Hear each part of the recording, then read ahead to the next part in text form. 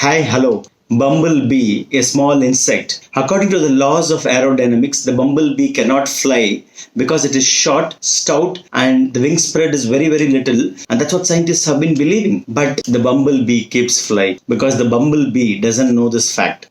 If the scientists go and tell the bumblebee one fine morning, hey, bumblebee, you know what? You're not supposed to fly because according to the laws of aerodynamics, you cannot fly. And if the bumblebee believes in that story, it will stop flying that day. In 1854, a 7-year-old child, he comes back from school and he gives a letter to his mom and says, Mom, my teacher wanted you to read this letter. The mother anxiously opens the letter and she was filled with tears. She read it aloud. Your son is a genius. Our school is a very small school. We don't have enough good teachers to train your son. So please take him and you can train your son. So the mother started homeschooling. After many years, when the mother passed away, the son accidentally found that letter that he got from the school when he was 7 years old. He opened the letter and he read the letter. The letter said, your son is mentally deficient. He is hyperactive. He gets distracted quickly. We cannot teach him. He is expelled from school. Please take him away. And the son got very emotional. And the story says that the son took his diary and then he wrote, Thomas Edison, once a mentally deficient child, turned out to be one of the best inventors of the century because of his mother's heroism. Yes, Thomas Alva Edison. When Thomas Alva Edison died at the age of 84, he had 1,093 patents in his name. Somebody who was called a difficult child in school did wonders in his life.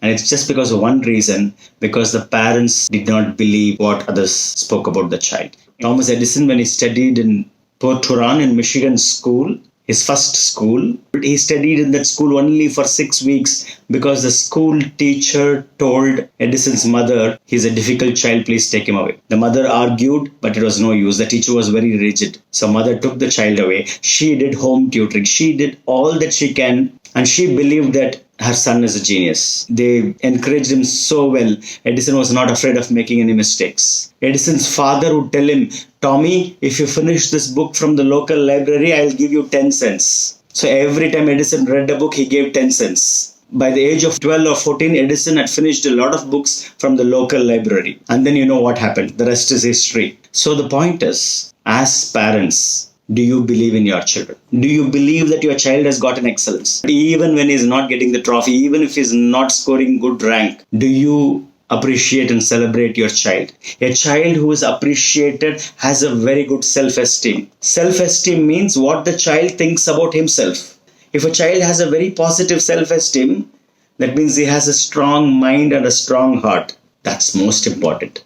A strong mind and a strong heart. Imagine what he can do for himself, what he can do for others, what he can do for the country, for the world. Exactly. See, now COVID-19 is there and we are all locked down and there is a lot of uncertainty, about the future, the present conditions, economy, all of that. Some of us would be relaxed, taking one day at a time, thinking positive, hoping that the future will be good, planning towards the future. Some of us might be stressed. Some of us will be thinking, oh my God, how do I manage? What happens to the economy? What happens to my business? What happens to my job? So they'll be focusing on the problems and feeling bad. Some of them will be focusing on how to create new opportunities. What is it I can do differently? Because they know that the COVID-19 or the future or the economy is not in their control.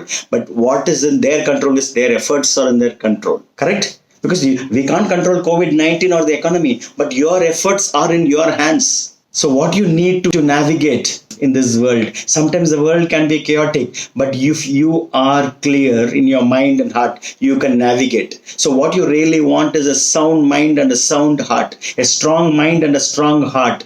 And if you have a strong mind and a strong heart, that means you have a great self-esteem. Whether the school appreciates or not, as parents, you have to give a strong self-esteem to your child. Self-esteem means what your child thinks of himself. If a child says, I am talented, I am positive, I can work hard, I respect others, I believe in myself, I am a confident child. If he says all of this, then he has a positive self-esteem.